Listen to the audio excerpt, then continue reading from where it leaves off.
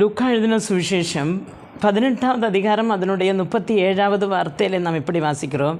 நசரேயனாகிய இயேசு போகிறார் என்று அவனுக்கு அறிவித்தார்கள். அப்பொழுது அவன், இயேசுவே, தாவீதின் குமாரனே, எனக்கு இறங்கும் என்று கூப்பிட்டான்.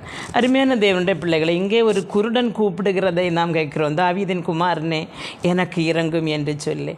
இந்த குருடன் தினமும் ஒரு வழியோரத்தில் என்ன செய்வான்? பிச்சை எடுத்துக்கொண்டே இருப்பார்.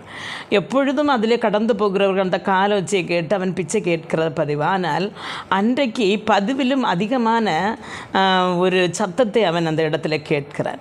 அப்பொழுது அந்த போன ஒரு ஆளை கூப்பிட்டு கேட்குறான், ஏன் எனக்கு இவ்வளோ ஆரவாரம் சத்தமாக இருக்கிறது அப்படின்னு கேட்குறான். கேட்டபோது அவர்கள் சொல்லுகிறார்கள், நசரேயனாகிய இயேசு இதை என்ன செய்கிறார்? கடந்து போகிறார் அப்படின்னு சொல்லி. இப்போ இயேசுவை பற்றி அவன் கேள்விப்பட்டிருந்தான். அவன் அநேகருக்கு உதவி செய்கிறதும் சுகத்தை கொடுக்கறத பற்றியெல்லாம் அவன் என்ன செய்திருந்து கேட்டிருந்தான். அப்போ அவன் கேட்கிறான், தாவீது குமாரன் எனக்கு இறங்கும் என்று சொல்லி. பிரியமான தேவனுடைய பிள்ளைகளை, நாம் இருக்கும் பொழுது நாம் அப்படியே நமக்குள்ள தேவைகளை மட்டும் சந்தித்து அதுக்கு மட்டும் காரியங்கள் தீர்வு காண்கிறவர்களாக அல்ல, இந்த நமக்கு சுற்றும் நடக்கிறது என்னவென்று நாம் கவனித்து பார்க்கிறவர்களாக இருக்க வேண்டும். கவனித்து பார்த்தால் தான் நமக்கு எதிராக வருகிற அந்த ஒரு பிரச்சனைகளை நமக்கு மேற்கொள்ள முடியும். ஒரு ஆரவாரம் அந்த பதிவிலும் அதிகமாக காணப்பட்ட போது அந்த குருடன் திறக்கிறான், எங்கே என்ன நடக்கிறது அப்படின்னு சொல்லி.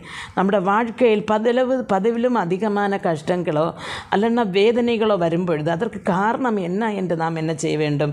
அறிய வேண்டும். அறிந்து இந்த குருடன் கூப்பிட்டது போல தாவீதின் குமாரனே எனக்கு இறங்கும் என்று சொல்லும்பொழுது கர்த்தர் நம்மோட மனதுருகி நம்முடைய வேண்டுதல்களை நிறைவேற்றுவார். அப்படி நாம் சுற்றும் இருக்கிறதை கவனிப்பதற்கும் தேவனோடு கிட்டி சேருவதற்கும் கர்த்தர் நமக்கு ஒவ்வொருவருக்கும் கிருபை அருளுவாராக. ஆமென்.